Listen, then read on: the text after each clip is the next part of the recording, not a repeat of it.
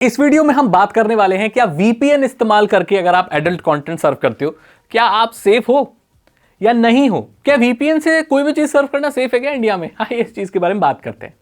सबसे पहले ये समझते हैं कि इंडिया में वीपीएन जो यंग लोग हैं वो क्यों ज्यादा इस्तेमाल करते हैं और ये बनाई किस लिए गई थी। देखो, वीपीएन की फुल फॉर्म होती है वर्चुअल प्राइवेट नेटवर्क। बेसिकली ये एक टनल होता है जो आपके और आपके कनेक्शन के बीच में होता है, जिससे बीच में आपका नेटवर्क प्रोवाइडर या गवर्नमेंट ये पता नहीं लगा सकती कि आप क्या सर्व कर रहे हैं, आप कौन सी वेबसाइट पर जा रहे हैं, क्या डाउनलोड कर रहे हैं। ये इस चीज़ के लिए होता है। कई बार लोकल रेस्ट्रिक्शंस जो होती हैं उनको भी बाईपास करने के लिए होता है, क्योंकि कई सारी कंट्रीज़ में अलग अलग वेबसाइट्स बैन होती हैं।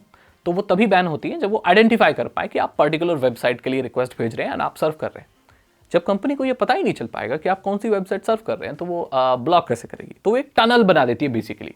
ये इसकी टेक्निकल एक एक्सप्लेनेशन होती है। इंडिया में ये किस लिए इस्तेमाल होती है? इंडिया में ये अपनी प्राइवेसी बचाने के लिए, एनोनिमस होने के लिए, इस सब के लिए नहीं होती है। वो एडल्ट कंटेंट को अनब्लॉक करने के लिए होती है।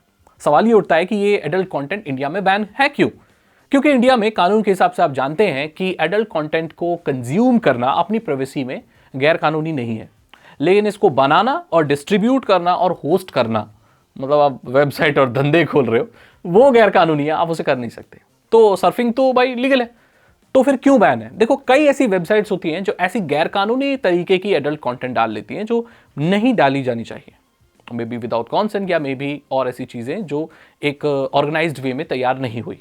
ऐसी वीडियो जो देसी वीडियो जो इधर उधर, तो वो जो होती है वो रेगुलेटेड नहीं होती, वो किसी ने ऐसे बनाई नहीं है डिस्ट्रीब्यूट करने के लिए। तो ऐसी और भी बहुत सारी मैं कोई एडल्ट कंटेंट का एक्सपर्ट नहीं हूं, हालांकि आप लोगों ने शायद मुझे उपाधि दे रखी होगी, बट मैं सीरियसली नहीं हूं। तो वो जो चीज़ें हैं, तो इसकी वजह से कोई केस वगैरह जाता है, सरकार के पास हियरिंग जाती है, सरकार बोल देती है भाई ठीक है, इतनी वेबसाइट्स हैं, इन्हें आप बैन कर दीजिए, इसलिए बैन होती है। लेकिन लोग उसे सर्व करते हैं। वो एक ग्रे एरिया है, शेडी एरिया है हमारे आईटी वर्ल्ड का, जो कि बहुत ईजिली चलता है, तो वहां पर कर लेते हैं। तो या क्या आप सेफ हो क्या? तो सबसे बड़ी चीज, हाँ, क्योंकि आपके नेटवर्क प्रोवाइडर को यह पता ही नहीं है कि आप क्या सर्व कर रहे हो, तो इस मामले में वो पता नहीं लगा सकती कि आप सर्व क्या कर रहे हो। ये इसमें तो आप बच गए, लेकिन आप जो वीपीएन इस्तेमाल कर रहे हो वो लॉग रखती है।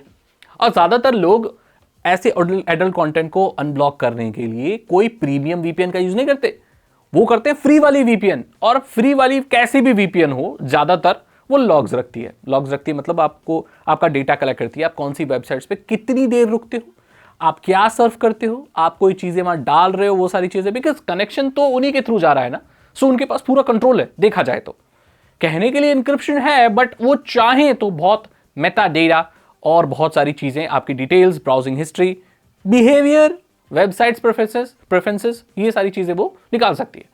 तो वहां आप फंस जाओगे। लेकिन अगर आप ये सोचते हो कि भाई मेरा डेटा, मेरी ब्राउजिंग हिस्ट्री इतनी इंपॉर्टेंट नहीं है, देन ठीक है, तब मैं कुछ बोल नहीं सकता। लेकिन अपार्ट फ्रॉम दिस प्रॉब्लम तो भाई है, एक प्रॉब्लम से बचते हो, दूसरे से फंस जाते हो। तो यहां पर किया क्या जा सकता है? अगर कोई ऐसी वेबसाइट, मैं सिर्फ एडल्ट वेबसाइट की बात नहीं कर रहा हूं, कोई ऐसी वेबसाइट आप सर्व कर रहे हो जो रिस्ट्रिक्शन है आपके लोकेलिटी में या कहीं पर, तो भाई आपको प्रीमियम वीपीएन यूज करनी चाहिए। उसके लिए फिर आप पैसे दो, नहीं तो भाई रिस्क है। और क्या रिस्क है मैंने आपको बता दिया।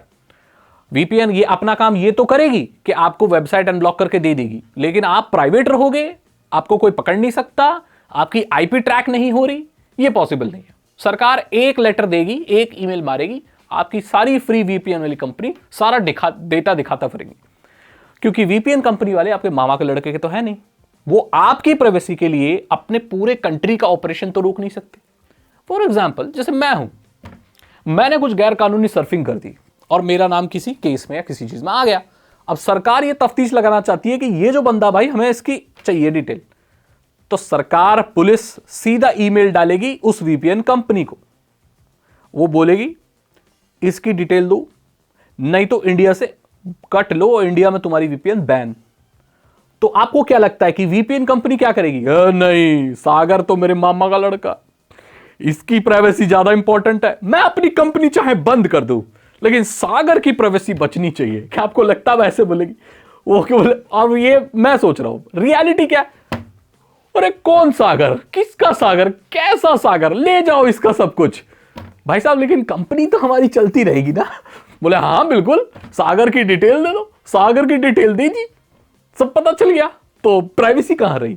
लेकिन हाँ, अगर आप कुछ ऐसी प्रीमियम वीपीएन लेते हो जो नो लॉग्स पॉलिसी रखती है, हालांकि इंडिया में ऑपरेट करने के लिए ऐसा है नहीं, बट ये लोग अपने सर्वर्स कहीं और कंट्री में रखते हैं, तो भारतीय कानून वहां पर लागू नहीं होता। तो ये एक शेडी चीज है जिससे ऐसा हो जाता है। और मैं आपको बताऊं, ये कोई शेडी चीज नहीं है, ये एक प्रैक्टिकल चीज है। इंटरनेट पर कुछ भी बैन नहीं किया जा सकता, ये एक एब्सोल्यूट ट्रूथ है। चाहे कोई भी सरकार चाहे या कुछ भी चाहे, इंटरनेट अगर है तो वहां कुछ बैन नहीं किया जा सकता। नॉर्थ कोरिया जैसे लोग में लोग आउटर कंटेंट सर्व कर लेते हैं यार, तो मैं क्या बोलूं आपको। इसी के साथ इस वीडियो को मैं खत्म करना चाहता हूं। मैंने आपको कुछ चैलेंजेस, कुछ रिस्क बता दिए वीपीएन यूज करके चीजें सर्व करने के। बाकी आप लोग बहुत स्मार्ट है, अगर मुझे कुछ सालों से फॉलो कर रहे हैं तो आपको बेटर पता है कि क्या चीजें चल रही है। नए हो तो पुरानी वीडियो जाके देखो, आपको पता चलेगा कि हम क्या क्या कर चुके हैं, क्या क्या चीजें बात कर चुके हैं। अगर नए आ गए हो चैनल पे तो सब्सक्राइब करो, बेल आइकन को प्रेस करो। मैं तब से अगली वीडियो में। Thank you so much and good bye.